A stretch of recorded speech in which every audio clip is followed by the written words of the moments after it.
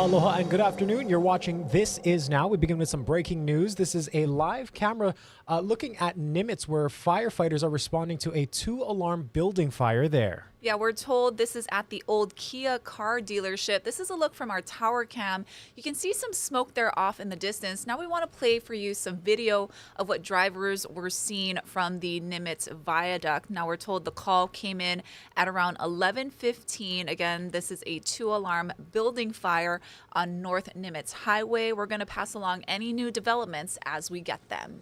And turning now to some national political news, all eyes will be on Senator J.D. Vance tonight as he will be giving his first official speech as former President Trump's running mate. The speech will cap off a round of speeches for the convention's Make America Strong Again night. Alice Barr is in Milwaukee with the details.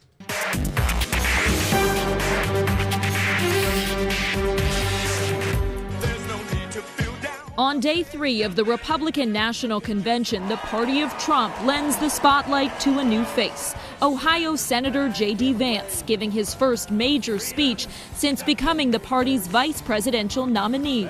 That after appearing at a fundraiser, his first official campaign event. We're going to get out there and try to fire up the crowd tonight and make the case that we have got to reelect President Donald J. Trump to the White House, right? The convention stage in prime time, a national introduction for the 39-year-old first-term senator. So I think it's exciting to get some new and younger people out into the political world. But while he's half Donald Trump's age, they're aligned on the issues from aggressive trade policies to false claims of widespread fraud in the 2020 election to immigration. We have to deport people. Do you think that the choice of J.D. Vance is just a double down as opposed to an outreach? I think it's both. I think a double down, on wanting to make sure that the MAGA movement continues. Senator Vance, a Marine veteran who served in Iraq, has vocally opposed more funding for Ukraine, an issue dividing Republicans, and on abortion, which Mr. Trump has avoided highlighting the Biden campaign pointing to past Vance comments against exceptions for rape or incest. Look, I think two wrongs don't make a right. The freshman senator has recently voiced support for, quote, reasonable exceptions. The author of the best-selling memoir, Hillbilly Elegy, expected to lean into his humble past and promise to carry the MAGA message into the future. The Trump campaign is hoping that Senator Vance's personal story will appeal to blue-collar voters in the battleground states that will be so decisive in this election. He's also expected to emphasize his military background on a night when the theme is Make America Strong Again. In Milwaukee, Alice Barr, NBC News. And the primary election is on August 10th, and Oahu's registered voters should be getting their mail-in ballots starting this weekend. State elections officials say some 460,000 ballots are being sent out. Now, if you don't get one, you may need to update your address with the Office of Elections. If you make a mistake on your ballot, do not erase or white out the error. You must request a replacement. And new this year, voters can request ballots in Olelo, Hawaii. It's another way to keep our voting system accessible. Download the Hawaiian voter registration form on our website or the state's website, return it back to us, and by doing so, your voting materials will be presented to you in Hawaii. You can vote in person at Honolulu Hale and Kapolei Hale or place your ballot in one of 16 drop boxes located across the island. There will also be 2 pop-up voter service centers at Kaneohe and Wahiawa district parks. For dates and times and a link to register to vote, you can visit our website. That's hawaiinewsnow.com. A Wahiawa man who stabbed and killed his roommate while high on meth has been sentenced to life in prison. 25-year-old Kai De La Cruz was convicted of killing Isaac Lee on Ojai Place in 2019. A judge gave him a life term with the chance of parole. And over on Maui, there is a search underway for a missing elderly woman. 81-year-old Mimi Mele Hoffman was last seen leaving her Kahului home around 9 yesterday morning. She's about 4'1" with gray hair and brown eyes, and she is known to frequent the Queen Ka'ahumanu Center and Kahului Library. Anyone who sees her is asked to call Maui Police. On Oahu, investigators are asking for the public's help after identifying skeletal remains found 14 years ago in Manoa. They're hoping someone knows what happened to the man who was said to have suffered an execution-style death. Mahiawa Richardson has the story.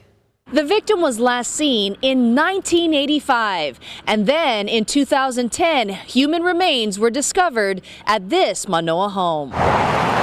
The home is on Oahu Avenue in Manoa, and today it appeared empty but with the lights on.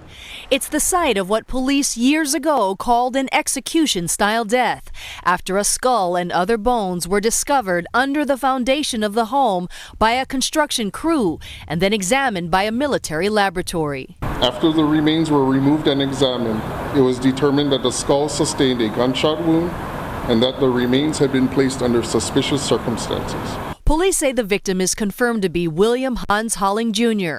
They confirmed his identity after working with his son. He's very positive, and he was thankful that, the efforts have remained ongoing all this time. During the investigation, an HPD graphic artist created a clay model using computer diagrams to show what the victim might possibly look like. At the time, they thought the victim was in his 40s or 50s. Sometimes it's almost like the skull is talking to you, not verbally, but it's like almost like it's guiding your hand, like to what my eyes might look like or my lips. Police say Holling had lived in Washington State and had gone through a contentious divorce. He was last seen by loved ones in January 1985 and was known to travel frequently to Australia through Honolulu. Police say if you have any information to contact Crime Stoppers at 955-8300 or send anonymous tips to the P3 Tips app. Reporting from Manoa, I'm Mahiawa Richardson, Hawaii News Now. The Supreme Court has stepped in to delay the execution of a Texas man for a second time. Ruben Gutierrez was sentenced to die 25 years ago for the murder of 85-year-old Escolastica Harrison in Brownsville. He spent the last decade asking for DNA testing. Evidence collected from the scene included fingernail scrapings, bloodstains, and a hair. Gutierrez says testing the DNA on those items will prove he is not responsible. Prosecutors argued he could still be guilty of murder even if he did not commit it himself. There were 2 other suspects in the case. On Tuesday, just an hour before Gutierrez's scheduled execution, the justices sent the case back to a lower court. The Supreme Court also halted his execution an hour before it was set to take place back in 2020. In that case, it was because he argued a Texas policy banning religious advisors in the execution room violated his First Amendment religious rights. A former Texas priest now living in Southwest Florida is facing child pornography charges. Investigators started looking into the priest after several women came forward. Ryan Arbogast has more. A holy man accused of the unholiest of crimes, sexually assaulting women and having child pornography. You're watching exclusive surveillance video neighbors shared with NBC2 News. They woke up this morning to watch Father Anthony Odiong be forced into the back of a law enforcement pickup truck outside of his home along Serva Lane in Ave Maria. I think in general, right, priests are good people, and honestly, people are good people, and hope justice happens and everyone gets what's needed. Father Odiong has been a priest and Catholic pastor throughout the 21st century, serving both in Waco, Texas, and just to the west of New Orleans.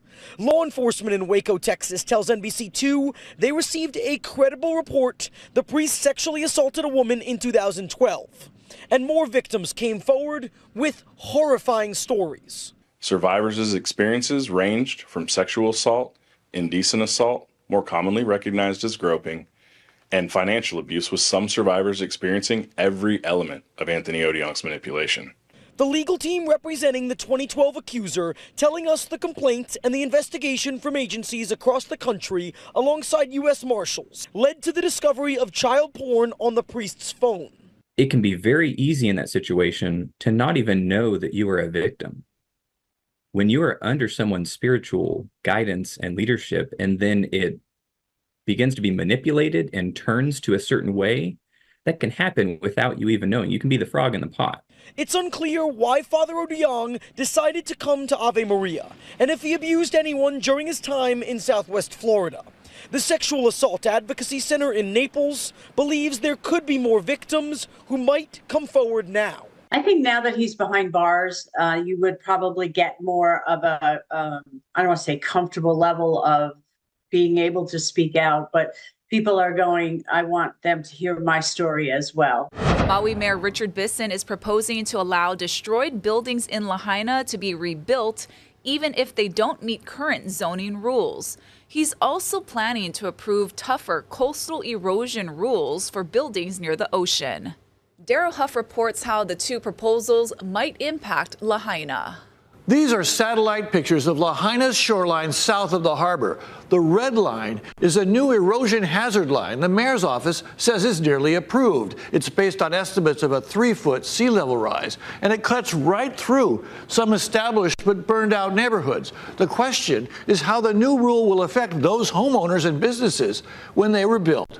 Among those watching the signals from the county are Front Street property owners who are mostly on the wrong side of that new erosion line and the 40-foot no-build setback. They've been hoping the county would let them rebuild the way Lahaina was. There's 100 furtados in our family that existed on the income from our buildings, and then we had over 20 stores, and those 20 stores had multiple employees. The county said it will assist property owners conform to the existing and new special management area rules.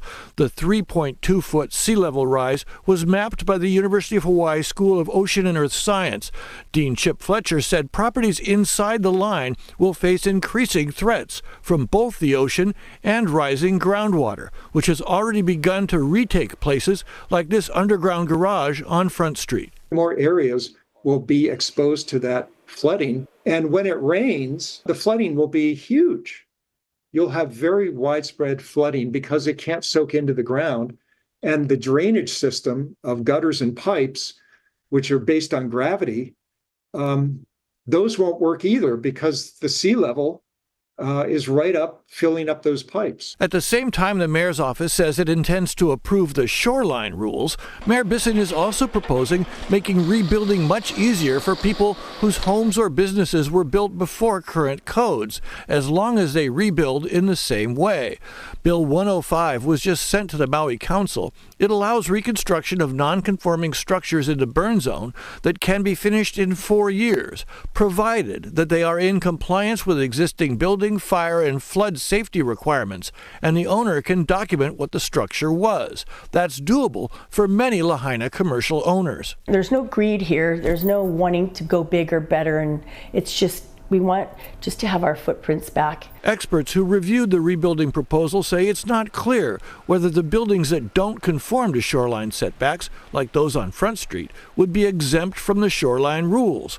The county did not provide clarification, and shoreline preservation experts say rebuilding close to shore will be risky. If we're going to rebuild in this area, do we want to expose future residents to those hazards? And do we want to spend the money to truly make it safe as those hazards become worse and worse and worse? The county has told us that right now any property owner is welcome to apply for permits to rebuild. But for many, especially in the restricted coast zones, it's not clear whether the county will grant the permits they apply for. Daryl Huff, Hawaii News Now. Thank you so much, Daryl, for that report. And it is Wednesday, which means it's time to take a look at some recent crime cases. And here to do that is Sergeant Chris Kim with HPD Crime Stoppers. What you got for us today? Got 3 cases I want to highlight. The first case is a criminal property damage of first degree that happened off of Kukula Street in the Waikele area on Sunday, June 30th, 2024, about 1:53 a.m. This unknown male suspect used a sledgehammer and basically went to town on the complainant's vehicle, shattering all the windows and causing pretty extensive damages on this vehicle. He's been described as an unknown male wearing a blue sweatshirt and jacket, black pants, black shoes, black ski mask. He is covered up. We're actually hoping that if anybody out there has any information who this guy is and why he did it, please contact us at Crime Stoppers. Was anything stolen or? Nothing was stolen. Oh, okay. He just basically damaged the vehicle. Nothing was taken, but he made sure that every single window. Sent. Yes, exactly. Got it. And is it too early to say if this was targeted or random?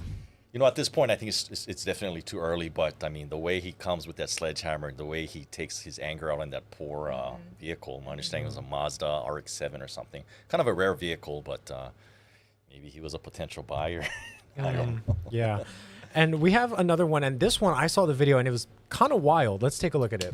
Yeah, this video is pretty crazy. So on Wednesday, July 10, 2024, about 11:02, the complainant was driving down Cam Highway in the Pearl City area when this male steps onto the roadway and throws a bowling ball against her vehicle, causing pretty extensive damages as well. He's being described as an unknown male with a medium build, black t-shirt, blue shorts, and he basically threw that bowling ball right there. So we're hoping people who live in that area or frequent that area may know who this guy is. We don't know. He's just one of those residentially challenged people that live out there. We don't know the circumstances behind this, but he was on point with his target shooting. Got it. That is wild. A bowling ball. And we have one more. And a final case is burglary in the first degree that happened off of Lumikula Street in the Waipio area.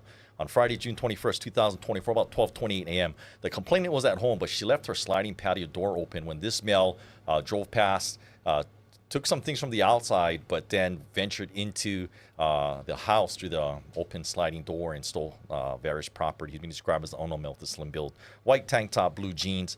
He fled on a black moped. All three cases we talked about can be seen over at the www.honolulu.org website, bottom left-hand corner on the wanted persons, as well as all the other cases we need the help from the community in solving. All right, Chris Kim with Crime Stoppers, thank you so much for all that you do. And we will be posting more details on these cases on our website, hawaiinewsnow.com. And now let's send you live outside once again. We are keeping a close eye on that fire along Nimitz. We are awaiting official details from firefighters at this time, and we'll be sure to update our stories online. Stay with us after this break. We'll have more news and weather.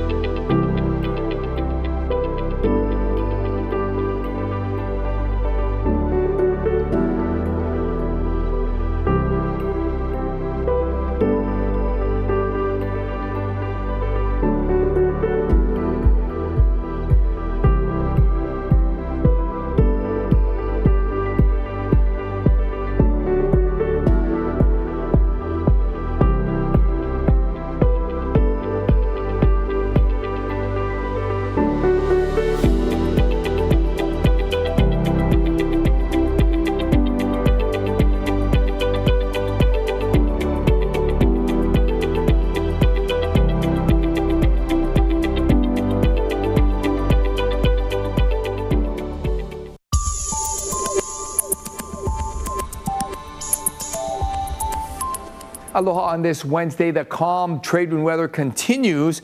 You can see there is no cyclonic activity in the Central Pacific. We're looking pretty good for a while. And those trade winds are coming in to those windward areas, pushing in a handful of windward showers, but we're not seeing any widespread rain, just a few spotty showers for a handful of windward spots this morning, drier by this afternoon. And the winds are running swift already, getting stronger throughout the day. They'll run firm all the way through the weekend. In fact, over the weekend, the winds are expected to get a little bit get stronger. So this is what we're going to see for the next several days. We're going to start out every morning with a few showers favoring windward sides. Leeward sides won't see much for the next several days. Lots of leeward sunshine in the afternoon. That'll drive temperatures into the upper 80s. And this is what we'll see for the next several days as well. Now, as far as the surf, the high surf advisory for the South Shore has been tossed out. We're still expecting some overhead sets left over. The swell's still going to be kicking, but it's definitely on the decline. East shores will still have rough and choppy conditions. That's going to be the case for the next 7 days because the trade winds are going to continue for the next 7 days. They'll run pretty firm with the really nice stable conditions over the next several days through Saturday. On Sunday, the winds are expected to pick up, and when the winds pick up, you can also expect a pickup in those windward and Mauka showers. Thank you so much for that forecast. Now, back in West Kauai, large dust devils rose from the charred fields where a wildfire prompted evacuations earlier this week. The dust devils are a scary and intimidating sight for some, resembling a tornado, but no damage was reported. Now, these funnels are typically caused by surface heating, with the ground still hot from the fire and the blackened earth soaking up the summer sun. It's an impressive sight that usually lasts for a few short moments, and a number of these dust devils were spotted Tuesday.